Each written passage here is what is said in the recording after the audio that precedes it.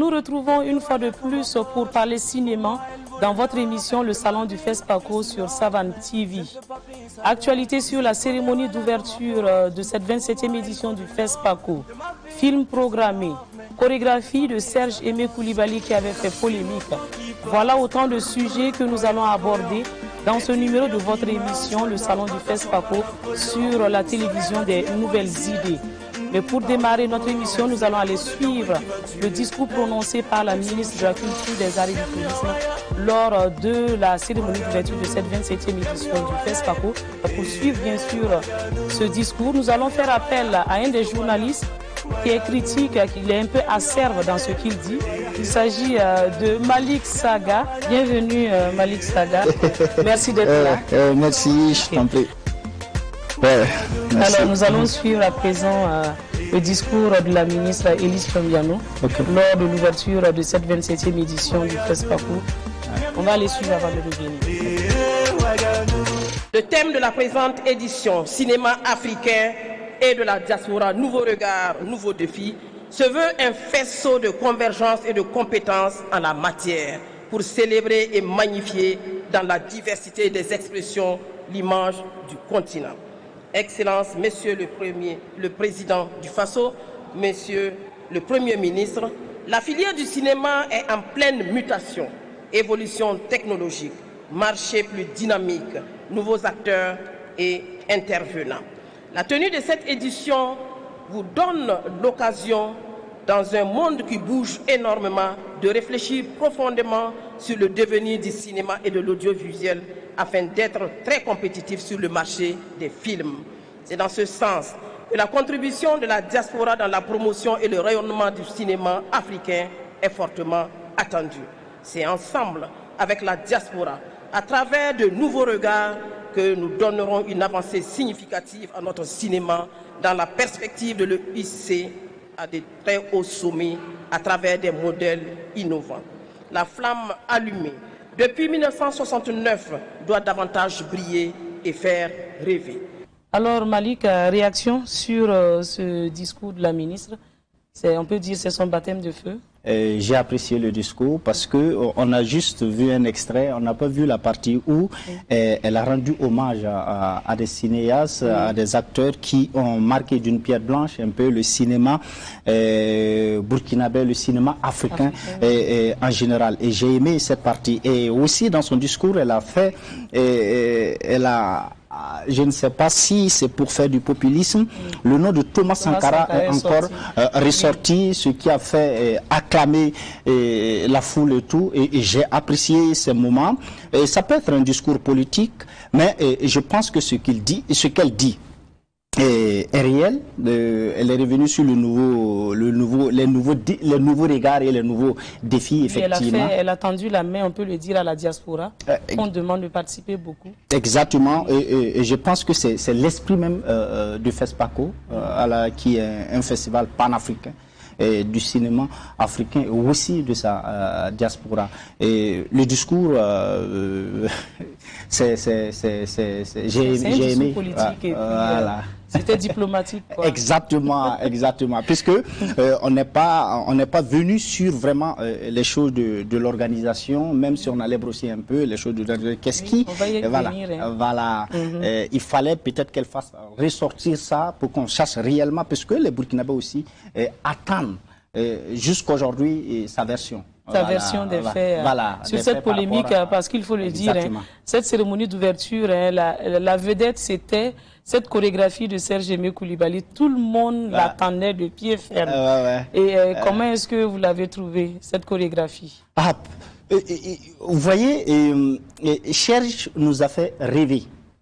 Et ce que j'ai aimé dans le truc, c'est qu'on se retrouvait dans la circulation de Ouagadougou à la fois, on se retrouvait dans un combat, dans une résilience, mais dans une créativité, en fait.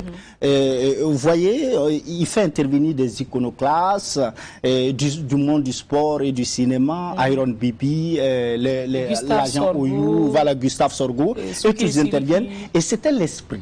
L'esprit, c'est de montrer qu'au Burkina Faso, il y a des hommes qui ont marqué d'une pierre blanche tout ce qu'on dit actuellement sur le Burkina Faso, malgré un peu la crise qu'on vit, il y a de la vitalité, il y a du bon vivre, il y a des hommes qui continuent de tracer, d'écrire l'histoire du Burkina Faso. Et Iron Bibi, malgré tout, tout dernièrement, on dirait que le Burkina Faso, c'est un pays de sport actuellement, voilà, parce que et il a voulu mettre ça en exergue. Et c'est la première fois que je vois une chorégraphie, là on invite Notre discipline voilà, à venir. Voilà, exactement. Oui. Et ça, c'est salutaire. Et j'ai aimé surtout les instants là où la sortie de Smoke et de Awadi. Didier Awadi du Sénégal, les deux rappeurs engagés, les grandes gueules comme on sait bien le dire.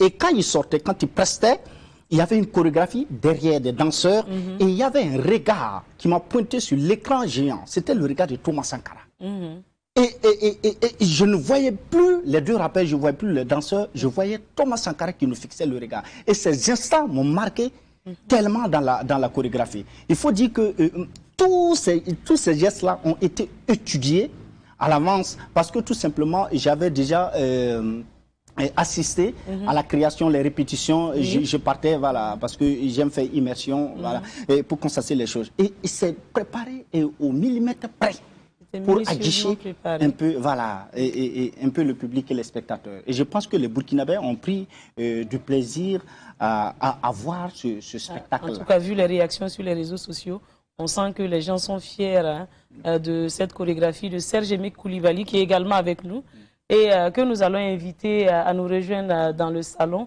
pour qu'on essaie de voir si le stress est descendu ou comment est-ce que ça se passe à son niveau. Parce que c'était véritablement un défi pour lui. Oui, c'était un grand défi, surtout que ça avait fait polémique et qu'on ait mis des chiffres au devant des choses en oubliant toute la créativité que la personne devait avoir et tous ces grands hommes. Oui, Serge Aimé Koulibaly, merci d'être avec nous. Merci. Le stress est descendu, mais c'est comment? Oui, pour aujourd'hui. Pour aujourd'hui. Oui. Et félicitations. Merci. Et comment est-ce que ça va? Très bien, parce qu'on se rend compte que les gens sont contents, que les gens sont assez satisfaits. Donc déjà, vous avez eu des échos de gauche à droite? Oui. Déjà hier nuit, il y a eu plein de SMS, plein des gens, des proches ou des gens de loin même qui m'appelaient pour dire que voilà, c'était super. Les gens étaient contents en tout cas. Mais du côté des autorités, vous avez reçu des félicitations? Oui. Il y a pas mal. J'ai eu les félicitations du cabinet de la ministre de la Culture, d'autres ministres aussi. Oui, voilà. Ok. Alors, et par rapport à cette création, moi il y a eu une partie que je voulais un peu comprendre. C'est cette petite fille avec Iron Bibi. Oui. Dès l'entrée, dès l'entame, on voit une petite fille avec en fait, je crois que souvent, tout est là et tout est dit. Mais souvent, on cherche quelque chose qui n'existe pas. En fait, parce que la petite fille, voilà, c'est juste une petite fille, c'est l'avenir, et puis en plus, elle commence avec un peu comme un kata comme ça. Et donc, c'est la lutte déjà qui commence dès le bas âge et tout ça. Et après, on a l'autre qui est un peu l'homme le plus fort du monde qui vient, qui montre encore le chemin. Donc, je crois que tout est dit là. Et pourquoi avoir associé d'autres disciplines? Parce que on aurait cru que ça allait être des danseurs, parce qu'on a affaire à un chorégraphe danseur. Oui, mais en fait, c'est parce qu'on ne connaît pas notre métier. Parce qu'un chorégraphe, ce n'est pas celui-là qui apprend des pas à quelqu'un ou qui donne des pas. C'est un metteur en scène qui met des corps en mouvement et qui met des corps en marche, qui confronte. On crée des images avec des hommes, en fait. Ça, c'est un peu le métier aussi des chorégraphes. Donc, c'est que, par exemple, la première scène avec Amzi, où on voit les comédiens, Oyo, Souké, Sidiki, et tout est chorégraphié. C'est-à-dire que même s'ils sont en train de parler entre eux là-bas, et qu'il y a l'autre qui marche de l'autre côté, il y a des vélos qui passent là-bas et dedans. En fait, c'est de la chorégraphie, ça. Mais c'est parce que quand je dis notre métier est mal connu, c'est que souvent, on a des idées fixes sur ce que c'est. Alors que c'est très large. Et en fait, on est dans une discipline qui englobe presque toutes les autres disciplines. Oui. En fait, tout est possible à l'intérieur d'une chorégraphie.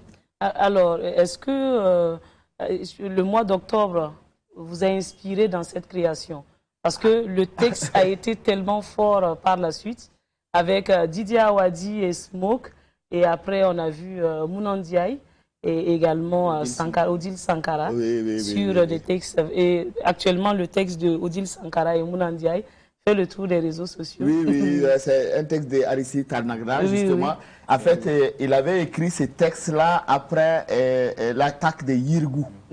Ouais, c'était l'année, il y a 2 ans en fait qu'il a écrit le texte. Et puis depuis ce jour-là, le texte là était resté, vraiment c'était tellement fort que c'était resté à moi. Et puis quand il y avait l'occasion de créer ce spectacle-là directement, je lui ai demandé est-ce que ces textes-là, ça pourrait bien aller dedans. Et voilà, et puis on l'a utilisé justement avec des femmes fortes comme Mounandia et puis Odile Sankara. Voilà. Et aussi, quand on prend également dans la chorégraphie, on se retrouve avec beaucoup de danseurs, mais aussi, ce qui a été beau là-dedans, c'est toutes ces tenues. Oui. Toutes ces tenues, parce qu'apparemment, Serge a fait appel à beaucoup de talents burkinabés. Oui, mais en fait, ensemble, on peut arriver à tout. En réalité, parce que moi je suis juste qu'un catalyseur, parce que ceux qui ont fait le spectacle, c'est ceux qui étaient sur le plateau. Donc moi j'ai juste, et puis aussi pour le pays, tout le monde est prêt à tout faire en réalité. Par exemple, Iron Bibi, si c'est quand même un recordman du monde, si on l'appelle, tu dis qu'il vient dans ton spectacle, là, il faut être sûr de ses arrières. Ah, c'est ça, hein? Mais en même temps, pour une cause nationale et internationale, il est prêt à faire des efforts. Et c'est pareil pour tout le monde. Donc, il y a les costumes ont été réalisés, par exemple, par Black, Isaac. Oui. Et voilà, c'est pas le couturier du quartier. Et donc, c'est un vrai designer qui a un prix. Mais le FESPACO aussi, c'est le cinéma, c'est le rêve. Et il faut faire rêver les gens. En faisant rêver les gens, il ne faut pas avoir peur aussi de faire appel au talent qu'il y a, qui existe. Ça, c'est ce qui les danseurs. Sinon, les femmes, elles étaient habillées par GK. Georges Conseilga. Donc, c'était partagé aussi. Et puis, tout a été fait en un temps record aussi, il faut le dire. Et Malik Sagala, en ce moment, les tensions vont baisser avec ceux qui disaient que Serge voulait empocher 400 millions pour lui seul. Oui, exactement, c'est tout à fait évident. Parce que quand on remonte dans l'histoire, on voit qu'il y a eu des chorégraphes qui ont travaillé plus que ce budget-là. Et ça n'a jamais fait peut-être polémique. Mais je vais arrêter tout le monde, parce que je crois que pour pouvoir rectifier direct, jamais de la vie. Même, il n'y a jamais eu un budget de 400 millions. Ça, c'est, Exactement. Il n'y a jamais eu de la vie. Merci de rectifier. Je le rectifie direct pour que ça soit clair pour tout le monde. Exactement. Il n'y a jamais eu ça dans la vie. S'il y a quelqu'un qui peut montrer la preuve, ça, serait super et qu'il vienne publiquement le dire encore. Puisque il avait organisé une rencontre et puis je me suis invité au niveau de la rencontre. Il a refusé de faire une conférence de presse. Donc il a fait une rencontre et puis je me suis faufilé et puis il a complètement dit qu'il a dit au comité d'organisation, au FESPACO, de voir ce qu'il faisait avant, et c'est sur la base des données là qu'il a proposé son budget. Et je pense qu'il va taire tous ces gens qui élevaient la voix pour dire non en temps de situation de crise, ça c'est trop fort, il faut un élan patriotique, il faut être patriotique. Mais je pense que il a montré qu'au-delà de l'argent, il y avait quelque chose que les Burkinabés avaient besoin. Et c'est ça qu'il a présenté. Et je pense que quand il a présenté aujourd'hui, tout le monde est unanime sur le spectacle. Personne n'est venu, même sur les réseaux sociaux, là où on voit du n'importe quoi souvent, et personne n'est venu indexer ou bien salir le truc. Et quand c'est bon... Il n'y a pas de critique. Merci, il n'y a rien à dire. J'ai vraiment aimé. Mais le bémol, Serge aussi est bien conscient que aucune œuvre humaine n'est parfaite. C'était au niveau de la technique. Il a beau faire parce que j'avais échangé avec lui bien avant, il a fait une étude pour éviter que voilà, l'acoustique ne donne pas. Mais quand on était un peu en haut, le son n'était pas totalement... Voilà, ça, c'est le problème de la salle, parce que la salle a été conçue sans acoustique. C'est une salle de sport qu'on utilise pour faire des spectacles. Donc, il faut savoir ça, parce que aussi, vous savez, le basket, quand on fait, ça résonne et tout ça. Ça fait partie du sport. Mais quand on l'utilise pour le spectacle, il faut mettre les éléments pour. Voilà. Donc, mais ça faisait partie, effectivement, de notre réflexion, parce qu'en fait, ce qui a été fait pour cette ouverture-là, il y a beaucoup de choses qu'on a réalisées qui ne se voient pas. Pour pouvoir permettre aux gens de regarder juste un spectacle sans se soucier de problèmes, on va dire, tout simplement. Et l'acoustique de la salle faisait partie, mais malheureusement, on n'a pas pu aller jusqu'au bout de nos idées, quoi. Et alors, j'ai vu également que les discours ont un peu entrecoupé. La chorégraphie. Oui. Et ça également, c'était pas... Parce qu'on te met l'eau à la bouche et après, on refait. Ça a été un peu ça aussi dans le spectacle. Mais je pense que nous sommes en transition avec le FESPACO. C'est-à-dire qu'après les 50 ans, je pense qu'il y a quelque chose de fort qui s'est passé hier. C'est cette proposition différente où le président et le gouvernement étaient là pour voir.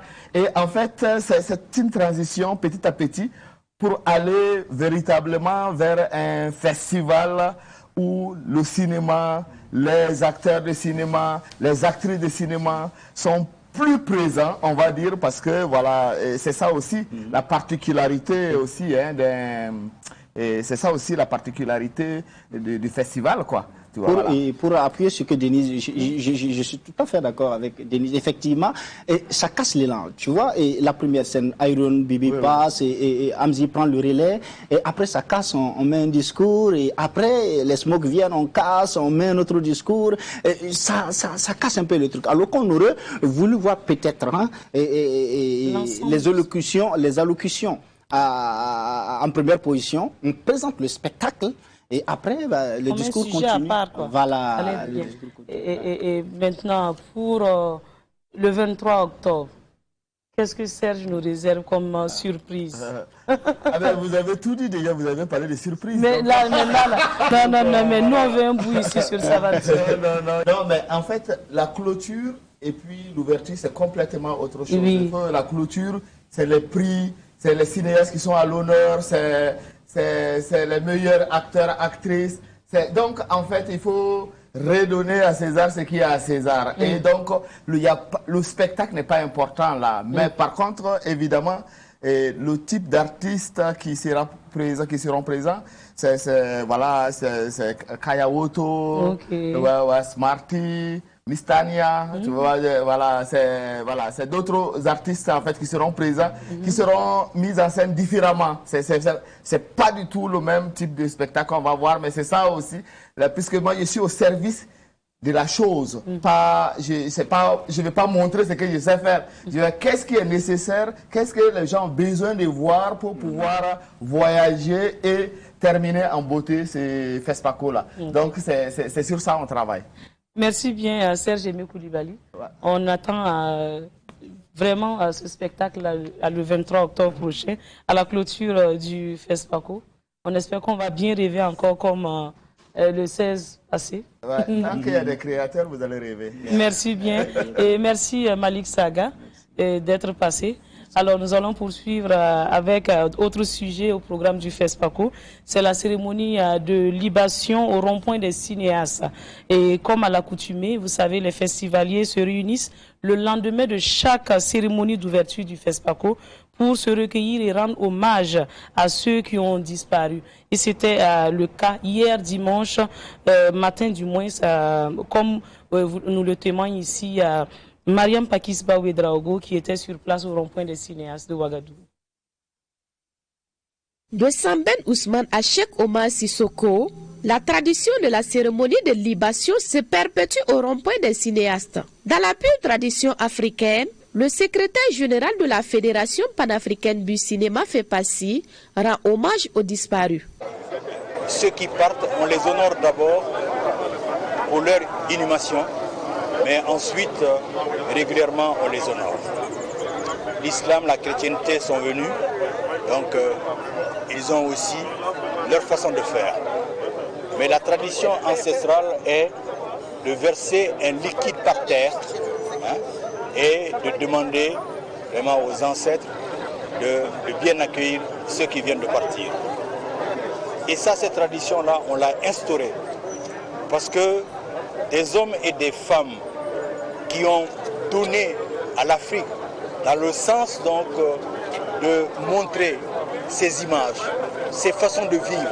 La symbolique est très forte parce que ça montre à ceux qui sont encore là qu'ils ne seront jamais oubliés, que nous penserons à eux, que leurs œuvres non plus ne seront pas oubliées, mais que leurs images seront indéfectiblement donc rattachées à cette tradition-là.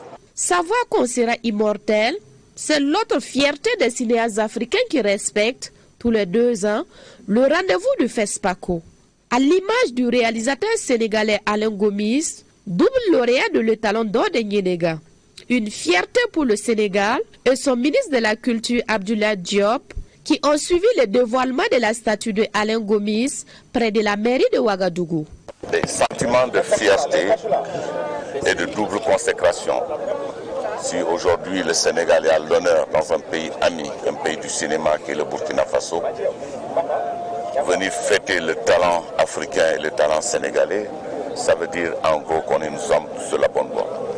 Si je vois sur cette belle avenue Ousmane Sembène, si je vois sur cette avenue encore nos jeunes talents comme Alain Gomez, je crois que c'est vivre le cinéma africain et encourager toute cette coopération sud-sud qui est à l'honneur de notre art et de notre culture. Le travail d'immortalisation du cinéma et des cinéastes africains se poursuit avec la restauration des films. Un autre défi de la FEPACI. Tu sais, moi je suis fatigué.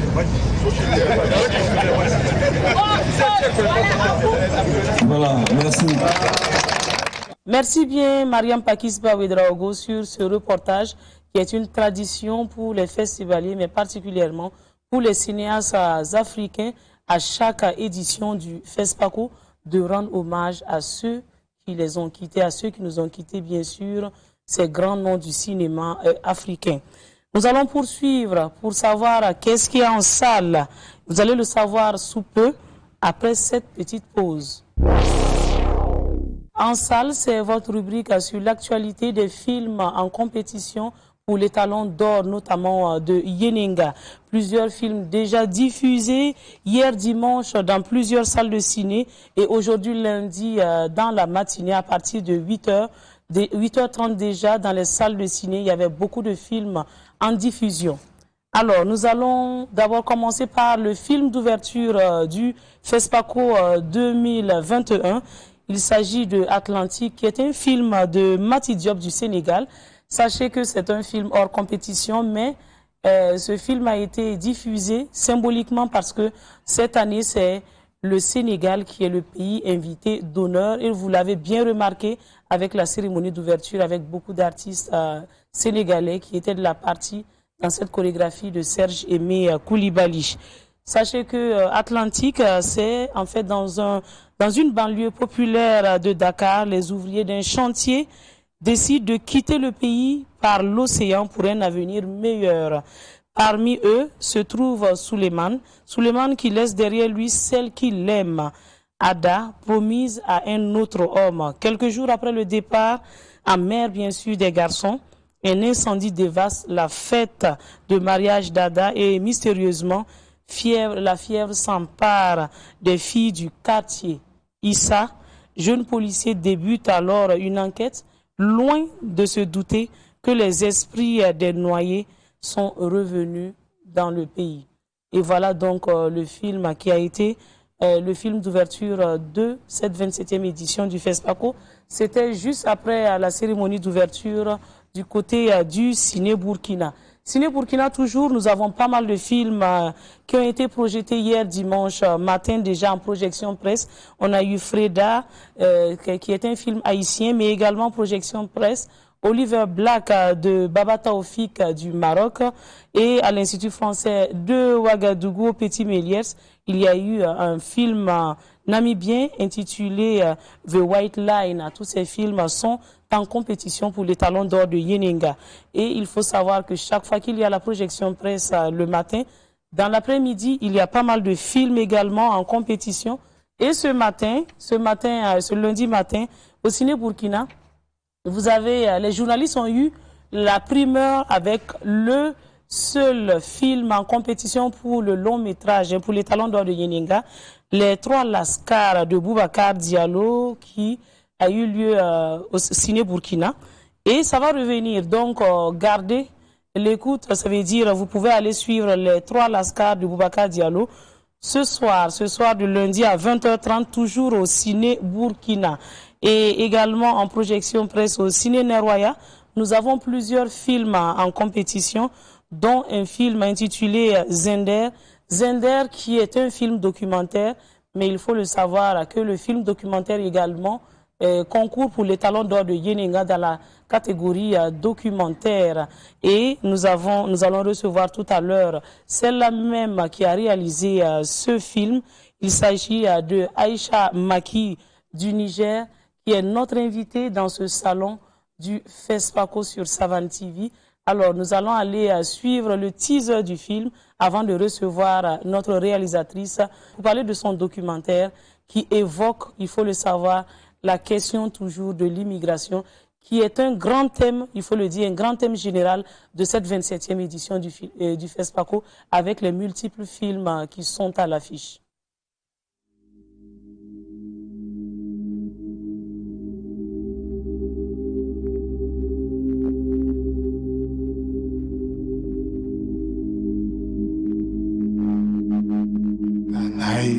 Na yi aikin ashe da yawa. Kawai aka gamu dande kawai shi kenan ni mai laifi ne. Kawai a tara a dora mun. Dande ni ba yanda zan ci. Ma ana shiga hakki.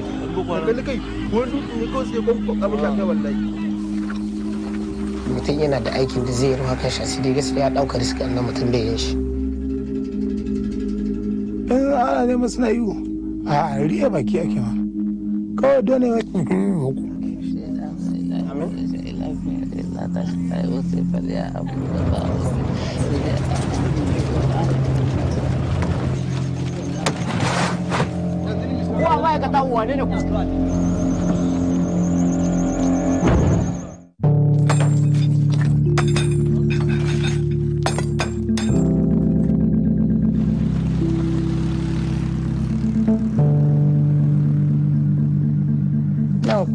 na buga jijjiya ne. Ni kuma na ga tun da cikin kwamiti ta ce ku zo da nuna muku ga yadda ake rayuwa. Wani ce a haka ana ji ko ana ji. Le tribunal déclare le prévenu coupable des faits qui lui sont reprochés. Ni gan nake kamar ba mu samu ba sa'ad da na samu kamar baka same ta ba nake gani. A ganin ka kamar menene ka haka?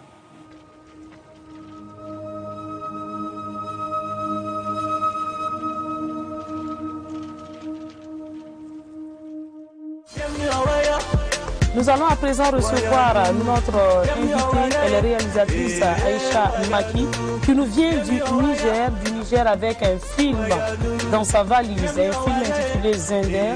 Bienvenue Aïcha, bienvenue dans ce salon, prenez place.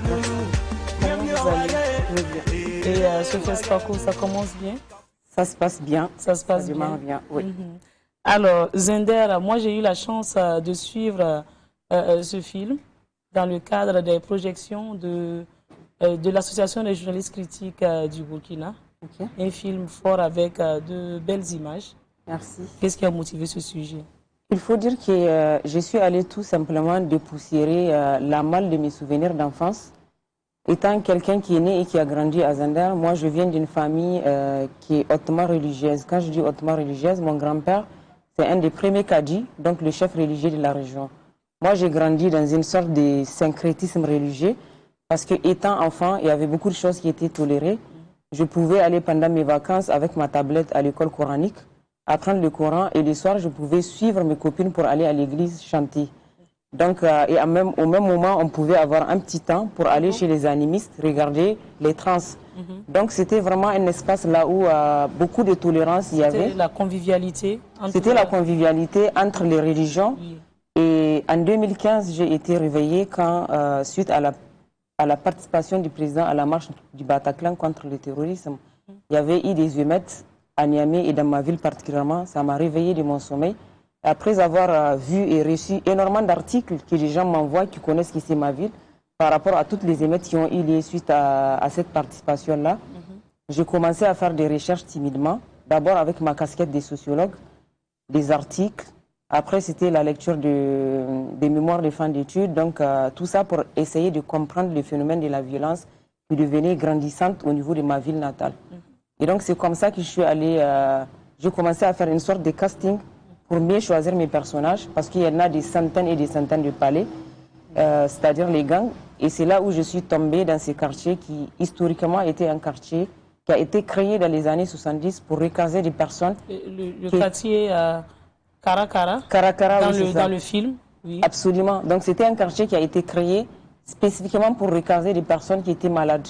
Ah bon. Et au fil du temps, c'était devenu une sorte de paria et des quartiers des oubliés du monde. Donc moi, j'ai voulu aller vers ces jeunes-là pour qu'ils se racontent, parce que souvent les journaux les racontent. On parle de la question de la radicalisation, mais sans essayer de comprendre en fait qu'est-ce qui fait qu'un jeune devienne radical. Ça veut dire qu'on a pris les rejetés de la vie, mettre dans ce quartier, oui. Et maintenant, en oubliant que ces rejetés de la vie allaient avoir des enfants. Et Tout ces enfants également ont grandi avec cette frustration en eux. Absolument, parce que moi je pouvais même les dire que c'est des gens qui ont eu leur enfance spoliée depuis le berceau. Parce que quand je prends la plupart n'ont pas été à l'école, vous pouvez trouver beaucoup des apatrides de l'intérieur, parce qu'il y a beaucoup de gens en fait qui arrivent à avoir leur première identité, leur première identité. La pièce d'identité. La pièce d'identité en ayant l'âge d'aller voter. Et il y a beaucoup de cas comme ça là où pendant les élections. Ça veut dire que pour aller à l'école. Pour aller à l'école, c'est pas un problème. En fait, on peut ne pas aller à l'école. Mais pour les besoins des élections, par exemple, il y a beaucoup de cas que j'ai vu des jeunes, une sorte de foraine qui a eu lieu pour qu'on arrive à rouler ces gens-là pour aller voter. Et ça, c'est sur des décennies. Ça se fait comme ça. Et la plupart, en fait, ils ont leur salut quand ils se tournent vers la question de l'immigration. Et aujourd'hui, ce n'est plus le cas parce que le Niger est devenu une des frontières artificielles du Niger, là où on bloque tous les jeunes africains qui veulent aller à l'immigration. Donc ce n'est plus possible pour ces gens-là. Donc il y a beaucoup de cas de frustrés, particulièrement de ces quartiers-là, qui, comme je l'ai dit, dans les années 70, créés pour recaser des gens qui étaient atteints de la lèpre. Donc aujourd'hui, ils sont en train de donner une sorte de réponse à cette société qui a mis leurs parents au banc quand ils étaient jeunes. Ce sont des réponses négatives, parce que j'ai eu la chance de suivre le film lors des projections, on peut le dire, privées, avec l'Association des critiques de cinéma du Burkina, où on voit véritablement que ces jeunes-là ont créé, on peut dire, des clans, des groupes, où je vois dans le film, où on voit des gens qui sont cicatrisés, il y a d'autres qui se sont déshabillés, on a vu vraiment des stigmates de lutte, tout ça pour dire que c'est une manière de s'affirmer pour eux. Absolument, et quand je prends par exemple, il y a une sorte de fantasme autour de la question de la peau, qui pour moi est une sorte de coup de nez à cette lèpre-là, autour de laquelle ils ont été toujours stigmatisés. Même s'il y en a qui ça remonte à leurs grands-grands-parents, il y en a qui ne sont pas des lépreux, parce qu'aujourd'hui le quartier est devenu juste une sorte de quartier de rejetés. Il y en a qui ne sont pas lépreux qui sont là-bas, mais il y a le culte en fait de la question de la peau derrière, et c'est pour montrer un corps sain, un corps bien bâti. Et c'est aussi une façon de dire on est fort aussi. Parce que derrière toute cette musculation, on retrouve en fait un culte autour de la question de la peau. C'est pour ça on voit, ils ont des séances de musculation, ou bien même ils sont en train de comme on appelle, de faire des compétitions où chacun essaie de soulever une moto. On voit le plus fort pour montrer qu'ils sont en bonne santé. Oui, tout à fait. Mais maintenant, avec toute cette formation à lutter, toujours avec des couteaux et tout, on se retrouve également à voir qu'il y a l'extrémisme violent qui s'est développé. Et on peut dire que c'est une ville qui est un peu exposée à tout ça. Oui, c'est une ville qui est exposée, même si j'ai l'impression qu'en fait beaucoup de gens ne se rendent pas compte de cette question de la violence, parce qu'il y a une violence quand même à outrance, là où il y a des cas, comme vous l'avez vu, avec beaucoup de cicatrices que j'avais voulu filmer pour montrer cette violence-là, qui est présente et qui laisse des séquelles à vie sur le corps, parce que je n'ai pas simplement voulu aller dans le sens de filmer de la violence crue, de filmer du sang, même si je voulais, je pouvais la voir. Donc c'était une façon pour moi de montrer ça, parce que le film en fait voulait montrer l'espoir, cette voie de la repentance que certains ont pris parmi ces jeunes-là. Oui, comme on appelle l'acteur principal de ce documentaire, on voit bien qu'il est un homme marié, même s'il a été dedans. Aujourd'hui, il vend de l'essence à Zender, dans ce quartier, et il essaie également d'aider ses amis qui sont en prison. Parce que de l'autre côté, il y a cette partie-là aussi où ils disent qu'ils sont beaucoup acculés par la police. Oui, tout à fait.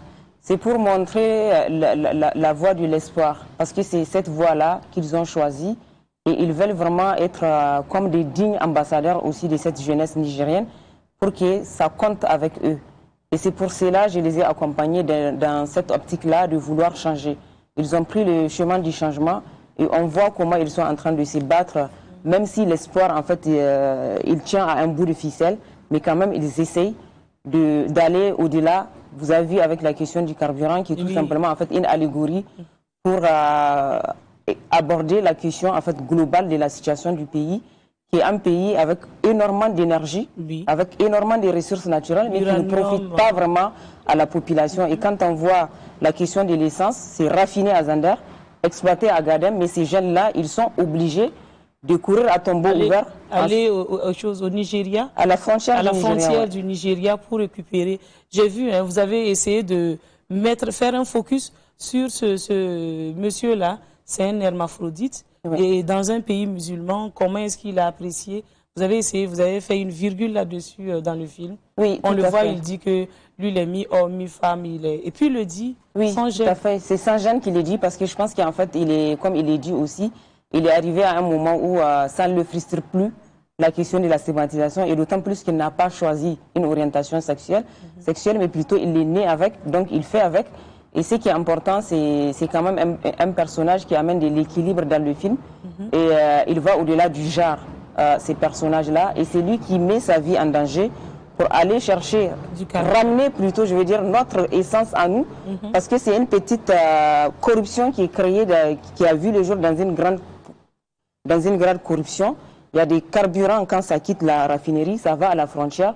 Il y a des déperditions comme ça, et c'est eux qui vont à la frontière pour racheter le carburant, cette essence-là, et la ramener et la revendre moins cher à la population, qui l'accueille avec joie. Parce que ça fait 300 francs le litre, non?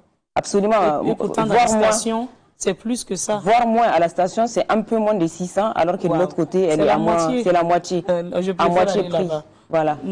C'est ça. Et également, dans ce film, quand on regarde, est-ce que ça parle du chômage des jeunes? Parce qu'ils en parlent vraiment.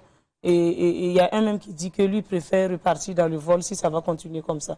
Parce qu'il ne s'en sort plus. Tout à fait. Et de la façon dont il est dit, avec tout ce qu'on a autour de nous, on est quand même mal entouré, avec la frontière avec le Burkina, avec le Mali, avec le Nigeria, avec l'Algérie, la Libye. On est vraiment dans une sorte de bordel, entre guillemets, qui fait qu'il y a quand même une crainte que toute cette masse des jeunes qui n'ont pas de boulot et qui n'arrivent pas à s'insérer au sein de la population, ils répondent à la sirène de la violence qui nous entoure. Et quand on sait aujourd'hui, pour quelqu'un qui n'a pas de boulot, et beaucoup disent qu'on n'a rien à perdre. Mais ce sujet, vous l'avez évoqué subtilement, vous n'avez pas voulu aller directement pour qu'on dise que ces jeunes qui sont là, qui n'ont pas de boulot, qui se cherchent, est-ce que véritablement ce ne sont pas eux que l'on recrute? Vous avez essayé de camoufler cela. C'était aussi une façon de... il faut être dans la dentelle, oui, c'est vrai. D'autant plus qu'on ne peut pas affirmer ou accuser quelqu'un qui n'a pas fait, comment on appelle ça, et des choses comme ça. Parce que la peur, j'en ai énormément le ventre noué. Parce que je sais comment, quand je vois dans beaucoup de régions, par exemple du Niger, le recrutement, il s'est fait, c'est parmi nous. Oui, c'est parmi nos jeunes. Et souvent, on appuie sur la... au Burkina. Pareil. Donc, on appuie sur la pauvreté des jeunes, on appuie sur leur ignorance. Et beaucoup de gens qui sont dans ces cas-là, c'est beaucoup de gens qui n'ont pas été à l'école, qui ne comprennent pas beaucoup de choses. Et c'est beaucoup de gens qui sont dans la pauvreté, qui est criarde quand même. Et il y a un fort taux de risque par rapport à cette jeunesse-là qui est là. Si l'État ne prête pas attention et si l'État n'ouvre pas les yeux pour aller vers ces gens-là, pour discuter, savoir leurs aspirations et leurs attentes, il y a un gros point d'interrogation et il y a un gros souci. Parce que dans les discours, ils se sentent beaucoup abandonnés. Hein. C'est ce qu'ils font ressortir. Et il y a quelque chose qui m'a vraiment tiqué dans le film. Ce sont ces femmes-là, ces femmes qui se prostituent. Et dans le film, elles n'ont pas eu honte de se présenter. Elles ont parlé à visage découvert et elles étaient même remontées tout en disant que si c'est pour venir demander des renseignements, la police est là. Mais après, maintenant, pour leur sécurité, parce que j'ai vu des femmes qui se sont fait agresser par des clients. Il y a une qui a été égorgée, oui, complètement. Oui, oui. Donc, c'est de ces cas-là qu'elles sont en train de parler. Elles étaient remontées parce que quand on est arrivé, il y avait la douleur qui n'était pas encore, qui s'était pas estompée, parce qu'il y a une de leurs qui a été égorgée complètement et elles étaient remontées. Et je pense qu'elles n'avaient pas peur de le faire parce qu'il y a beaucoup de cas. Il y en a qui sont allés, c'est pas toutes qui sont allées dans la prostitution des gaietés de cœur. Il y a beaucoup de cas, par exemple, il y a une fille que j'ai rencontrée qui a été victime de viols commis par des gangs. Et elle s'est retrouvée enceinte et la famille, pour ne pas avoir à supporter la honte, a préféré l'abandonner, la rejeter carrément et elle a trouvé son salut dans ce bordel-là.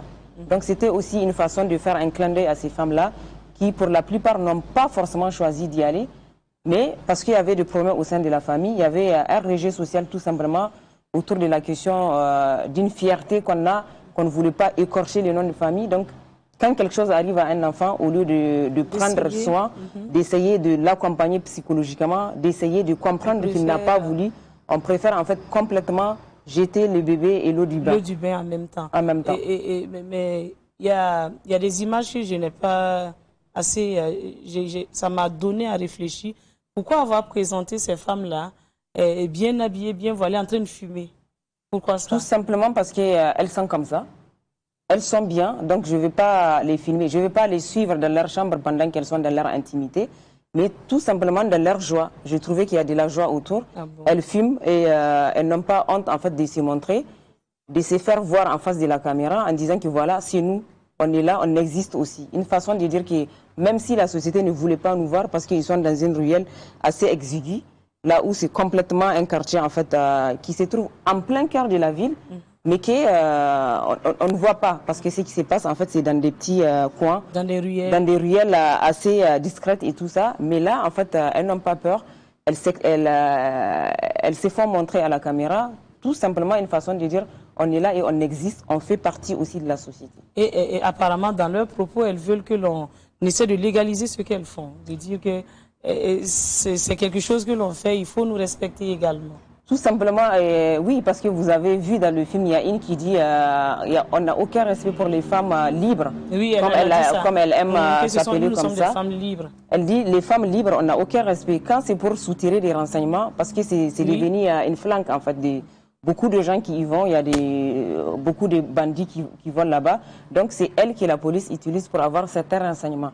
Et c'est ça qu'elle dit, quand on a besoin de ces renseignements-là, on va vers nous. Mais quand c'est nous qui sommes agressés, il n'y a plus personne pour nous protéger. Absolument. Et combien de temps a pris la réalisation de ce film-là? La réalisation en tant que telle, sur le terrain, ça a pris 3 ans. Mais de façon globale, en fait, de la question de repérage, aller comprendre le phénomène, parce que je suis passée par beaucoup de lectures. Pouvoir convaincre également tous ces acteurs-là. Donc convaincre les gens, lire d'abord, comprendre moi-même les phénomènes. Donc c'est quelque chose qui a pris 8 ans. Complètement 8 ans de la lecture, comprendre le phénomène, savoir qui l'a traité et de quelle façon ça a été traité et savoir quel chemin n'a pas été abordé dans ce sens-là. Donc ça a pris 8 ans avec 3 ans de travail en discontinu sur le terrain. Alors, 8 ans de travail sur le terrain pour aboutir à ce film Zender. Et aujourd'hui, on se voit sur la liste des films documentaires en liste pour les Talons d'Or de Nyenenga. Qu'est-ce que ça fait? C'est énormément de plaisir parce que j'ai l'habitude de dire à certains amis, je pense que même aller à Cannes, avoir un prix à Cannes n'équivaut pas à avoir un prix au FESPACO. Parce que quand même, c'est le plus grand rendez-vous africain. Et c'est comme si, en fait, quelque part, quand on est en sélection au FESPACO, c'est comme si on est validé. Donc, venir au FESPACO, avoir un long métrage, être en compétition, c'est énormément de fierté. Et je pense que déjà aller, c'est quelque chose de gagné déjà. Parce que ça prouve quelque part qu'il y a eu un travail sérieux qui a été vu par des professionnels et qui a été validé tout simplement. Et c'est pas beaucoup de stress Non, non, à mon niveau, avoir un prix, c'est énorme, ça fait de la fierté. Mais pour moi, déjà, chaque sélection, pour moi, c'est quelque chose de gagné parce que ça permet au film d'avoir une vie, d'être vu pour qu'il soit... Toute personne qui regarde un film, je me dis, elle devient de facto un ambassadeur de cette thématique-là, qui est quand même une thématique pas la moindre, la question qui regarde tout le pays du Sahel que nous sommes aujourd'hui, à commencer par le Burkina et le Niger. Il est assez transversal, donc pour moi, venir déjà, faire voir le film, c'est déjà gagné pour moi. Donc c'est no stress. Je fais voir mes films, je papote avec des amis, je discute pour mon prochain projet et tout simplement, je fais la promotion de mon film. Ok. Voilà. Donc en plus de la promotion du film au FESPACO, il y a également des projets en vue? Oui, absolument. Et d'abord, à commencer pour mon projet d'impact, parce que je ne compte pas faire le film et juste le garder. Et d'autant plus qu'on n'a pas de distributeur vraiment professionnel. Moi, je deviens mon propre distributeur. J'ai fait l'expérience avec l'Arbre sans fruits. Et là, je suis en train de préparer une campagne d'impact autour du film pour le faire voir au niveau de toutes les communes du Niger. Et je compte mettre une grande campagne qui va sillonner l'ensemble des territoires. Et chaque matin, on a des bus qui quittent la capitale pour aller à l'intérieur du pays. Et nous, on compte mettre le film dans les téléviseurs de films, des bus, dans les bus, pour que ça voyage et les gens discutent dans le bus. Et quand on arrive, on se pose dans les chefs-lieux du département. On fait des discussions autour de toutes les thématiques qui ont été traitées avec des leaders politiques, des leaders religieux, des leaders d'opinion, les jeunes et même, pour qu'on arrive à comprendre l'aspiration et les attentes des jeunes vis-à-vis de leur État. Et ce que nous comptons faire à la fin, c'est d'avoir un rapport filmique, parce que ça sera filmé, on va remettre ça au niveau de la maison du peuple, qui est l'Assemblée nationale, pour qu'ils arrivent à comprendre en fait la révolte de la jeunesse, et comment elle se voit et comment elle analyse son propre pays. Donc ça veut dire, au-delà même du film, de ce sujet, c'est un combat que vous comptez mener? Absolument. Dans les prochains jours. Absolument, parce que je pense qu'en fait, faire un film, c'est pas gagner à 100%. Il faut le faire vivre. Il faut faire en sorte qu'il arrive à avoir de l'impact autour de la communauté pour laquelle le film est fait d'abord. Et après, il peut voyager tout simplement. Et donc ça, c'est mon plus grand projet actuellement. Et j'ai commencé aussi à écrire mon prochain, qui porte cette fois-ci encore sur les femmes, sur la question de la fistule. Okay. Donc c'est un projet que j'ai appelé les échappées belles, parce que chez nous, quand les gens sont presque à bout de la mort, à un pas de la mort, on dit « Aïe, un tel, il a échappé belle ». Donc c'est comme ça que je l'ai appelé pour le moment. Et je compte faire un suivi autour d'une maison qui a été érigée comme étant le refuge de ces femmes-là qui se retrouvent en fait avec énormément de problèmes suite à des accouchements qui ont tourné mal. Okay. Alors pour le film Zender, on sait que c'est en programmation. Aujourd'hui, c'est à 18h30 ce soir au niveau du ciné Nerwaya que les gens peuvent aller suivre ce film. Tout à fait. C'est aujourd'hui, lundi 18 octobre 2021 à 18h30 à Ciné Nerwaya que Zender va se passer. Donc j'invite tous les gens à venir le visionner. Parce que c'est un film qui parle à tout le monde. Merci bien et bon courage. Merci beaucoup. Et pour la suite et surtout, félicitations parce qu'être sélectionné C'est déjà quelque chose. Tout à fait. Pour les talents d'or de Nyenenga, section documentaire. Merci beaucoup. Merci bien Aïcha Maki. Merci à vous. Et bon festival, bon FESPACO. Merci beaucoup. Et on invite tout un chacun à faire un tour ce soir au Ciné Nerwaya pour suivre ce documentaire de Aïcha Maki qui parle de cette problématique des rejetés, des jeunes qui sont frustrés et que l'autorité n'arrive pas à satisfaire dans les politiques de développement. Merci et bon vent toujours pour ce film. Merci beaucoup. Place à présent aux hommes et aux femmes qui ont fait du 7e art leur gagne-pain. Et c'est dans votre rubrique le Salon des pros. Le Salon des pros est dédié aux différents acteurs du cinéma, que ce soit la réalisation, la production ou encore la diffusion. Et aujourd'hui, nous allons aborder l'épineuse question de la coproduction entre l'Afrique et le Nord, c'est-à-dire la coproduction internationale. Et pour cela, nous allons recevoir sur ce plateau Alain Modot. Il est distributeur de films, mais également il est cofondateur et vice-président de Média Consulting. Merci d'être là avec nous. Et vous êtes avec également un producteur de films. Il s'appelle Denis Pougnot. Denis Pougnot, il est producteur de films et également il produit les films d'Apolline Traoré, cinéaste burkinabé. Bienvenue à vous dans notre salon. Bonjour. Vous allez bien? Oui, ça va. Prenez place. Ça se passe bien. Ça commence bien le FESPACO. Ça commence. Très bien. Ça commence. Ça commence, ça se passe bien.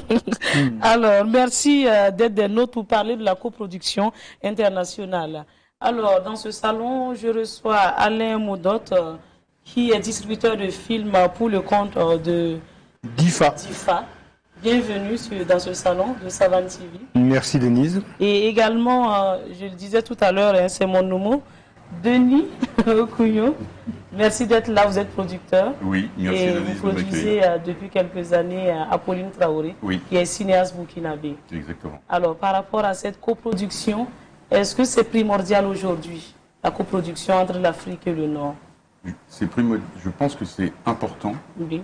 Primordial, je ne sais pas, mais en tout cas, c'est une solution pour faire des jolis films qui parlent aux Africains, faits par des Africains, mais pas seulement.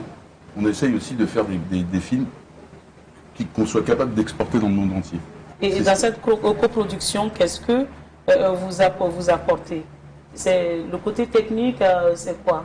Non, avec Apolline, enfin après il y a plein de chemins possibles, mais avec Apolline, on essaie de fonctionner de façon égalitaire.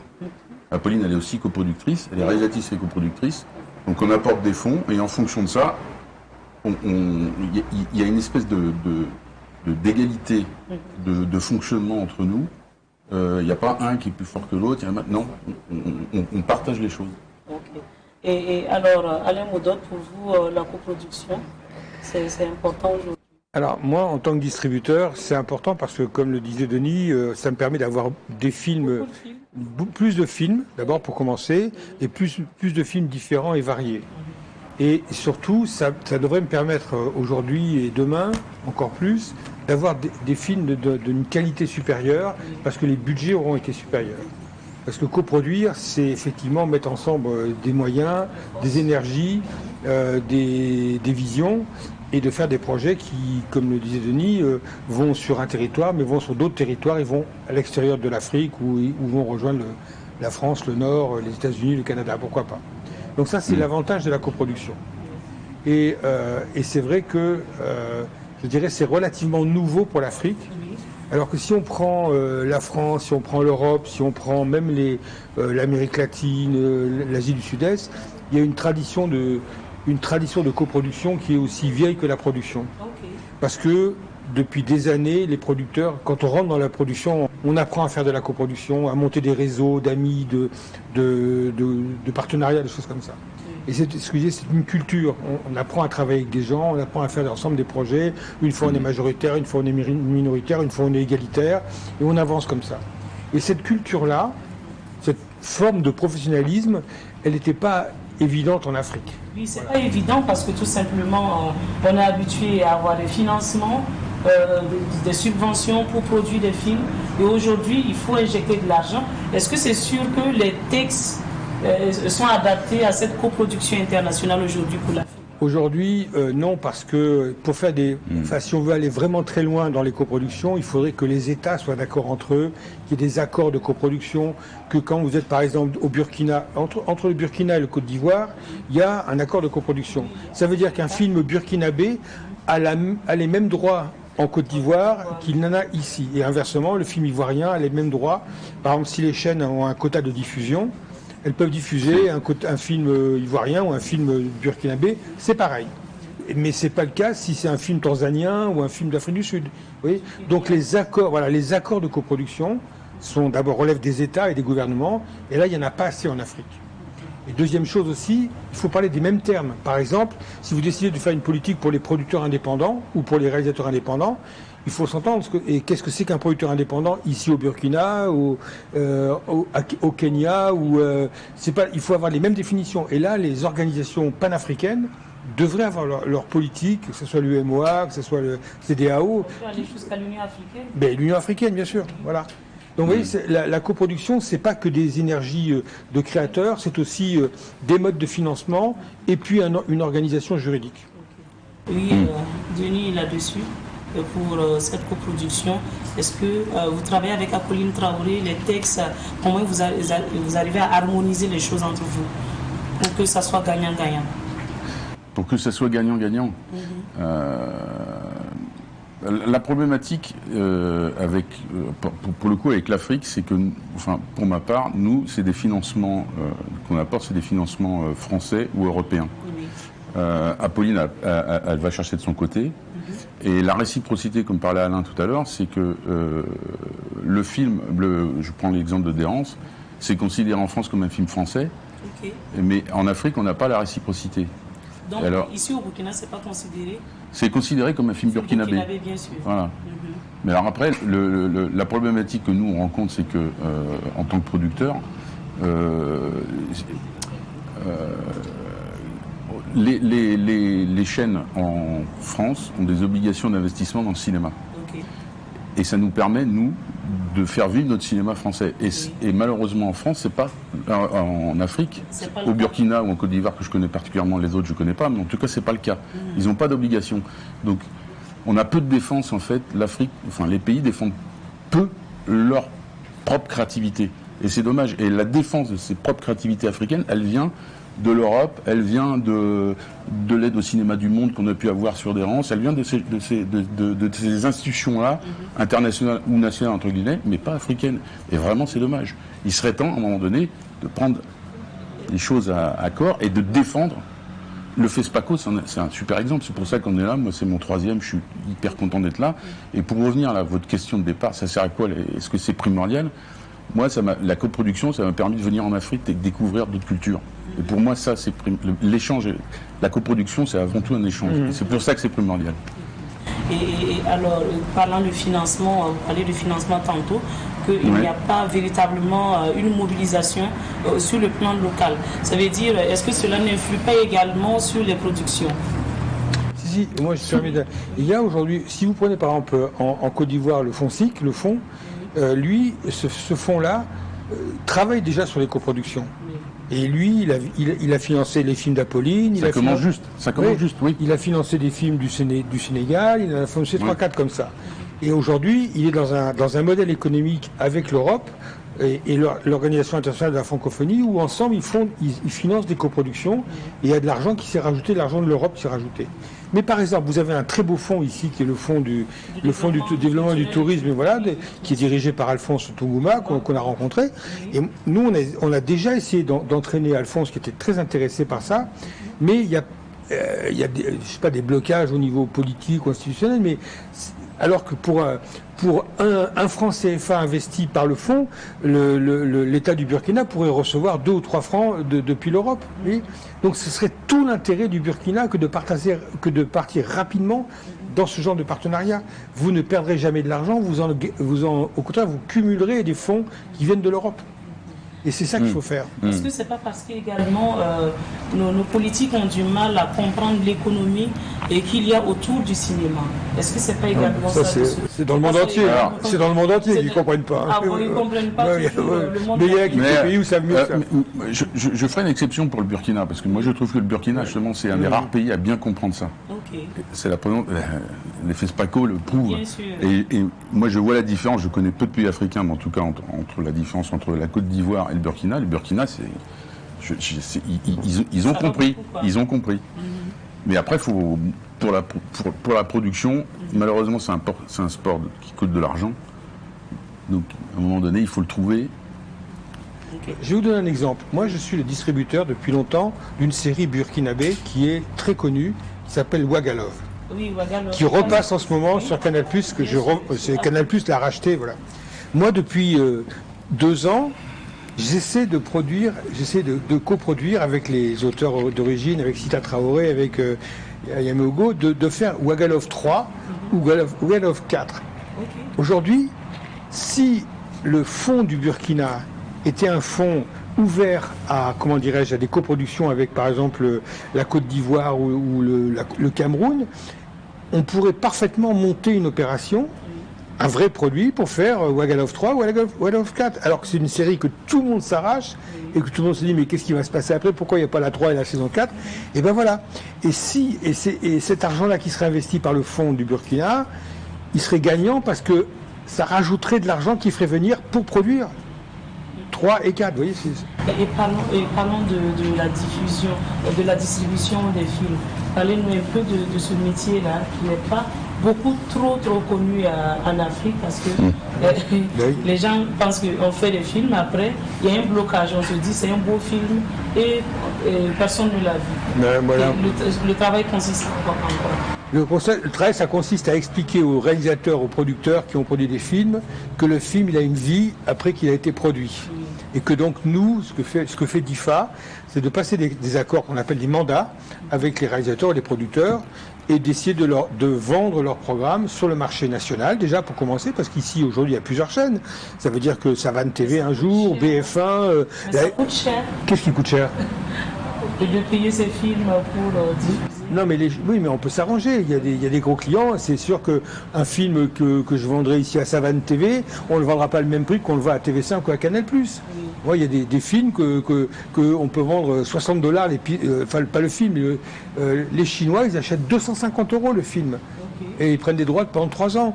Il y a des chaînes qui sont petites, qui peuvent payer un épisode de série 60 €. Mais ce qui compte, c'est de faire plusieurs ventes comme ça. Et nous, en tant que distributeurs, moi je défends les auteurs et les réalisateurs, donc j'ai intérêt à vendre très souvent leurs programmes. Et j'ai pas intérêt à dire un prix tellement élevé que ça va faire tomber tous les marchés. Voilà, il y a des petits clients, il y a des gros clients, donc il faut faire avec ça. Et alors, également, il faut savoir que au sein du FESPACO, il y a un marché, c'est le MICA. Le MICA qui s'est ouvert ce dimanche du côté du siège du FESPACO. Le MICA, c'est le marché international du cinéma africain de la télévision. Et ce marché est prévu du 17 au 22 octobre prochain au siège du FESPACO. Et rappelons qu'il a vu le jour en 1983, 14 ans après la création du FESPACO. Alors, vous avez participé à l'ouverture de ce marché et ce dimanche. Alors, dites-nous quelles sont les collaborations que vous recherchez en tant que distributeur. Alain Oudot. Moi, quand je vais sur un marché, ça veut dire que moi je suis vendeur, ça veut dire que je dois avoir des acheteurs. Ah bon. Et le problème du MICA, mais je le dis ça parce que moi j'ai travaillé pour le MICA l'année dernière, il y a 2 ans comme consultant avec l'Europe, et même en 2017, quand c'était encore Suzanne,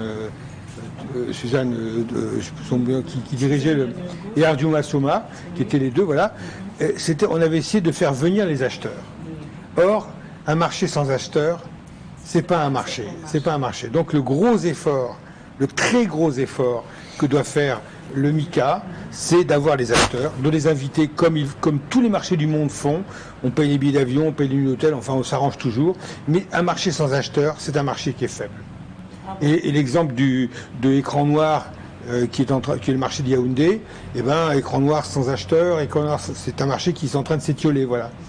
Alors après, l'avantage du MICA, c'est que c'est aussi un marché où on peut trouver des coproductions, des gens qui viennent nous voir, des jeunes réalisateurs, des producteurs, qui viennent voir Denis, qui viennent me voir, qui ont des projets et qu'on peut essayer de prendre pour les aider à les monter.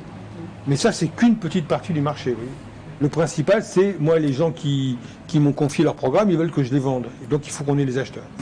Alors, et vous, à votre niveau, vous recherchez quoi, des séries télé ou bien des longs métrages Séries télé, longs métrages, films d'animation, documentaires de création. Ah bon. Voilà. C'est ce que vous recherchez oui, cette émission de absolument. Moi, tous les producteurs ou les réalisateurs qui ont des projets, ils peuvent venir nous voir. Après moi, j'ai une équipe. Hein, c'est pas seulement le vieux blanc qui décide de comment on prend ça. J'ai une équipe à Abidjan de 2 personnes. J'ai une personne ici. Maintenant, j'ai un bureau ici au Burkina, à Ouagadougou, qui est dirigé par Samira Kendrabeogo. Et donc, c'est ensemble qu'on décide de qu'est-ce qu'on rentre dans le catalogue parce qu'on croit. Parce que ça plaît, et moi j'ai mes goûts, mais c'est aussi les yeux et le goût de mes collaboratrices jeunes, ivoiriennes ou du Burkina qui décident. Voilà. Alors, et vous, Denis, qu'est-ce que vous recherchez comme collaboration au MICA cette année? Alors, moi je viens pas au FESPACO pour le MICA. Okay. J'ai pas beaucoup d'intérêt à y être. J'y suis parce que j'ai des amis, je rencontre des gens. C'est un lieu de rencontre pour moi. Okay. Par contre, c'est pas un lieu de business. C'est pas là que je vais trouver. Non, c'est pas là que je vais trouver des coproducteurs. Non, parce qu'on les connaît. En revanche, je vais rencontrer Pierre Barrault de Louillet. Des gens au même endroit, comme à Cannes pendant le festival de Cannes. On est au même endroit, on se croise de façon plus agréable et on discute. Et c'est une source d'information pour moi. Vous voyez. Après, sur le prochain film qu'on va faire avec Apolline, c'est pas, je pense pas que on va peut-être amorcer des choses, des discussions. J'ai des rendez-vous, voilà, mais moi, je viens pas là pour ça. Ah bon? Non. Parce que ça ne vous sert pas trop le MICA. En tant que producteur, non. Mais en revanche, comme à Cannes, ça nous permet de rencontrer ces gens dans de bonnes conditions, au même endroit, et de discuter et de partager des informations, parce que les sources de financement, les guichets, il y a toujours des créations nouvelles, il y a un fonds ceci, il y a un fonds cela. Il faudrait qu'on ait une database qui soit toujours à jour. Il y a un fonds, Île-de-France, il y a un fonds, il y a un fonds là-bas. On n'est pas forcément au courant, donc c'est ces informations-là que je vais trouver, moi, et surtout rencontrer des gens.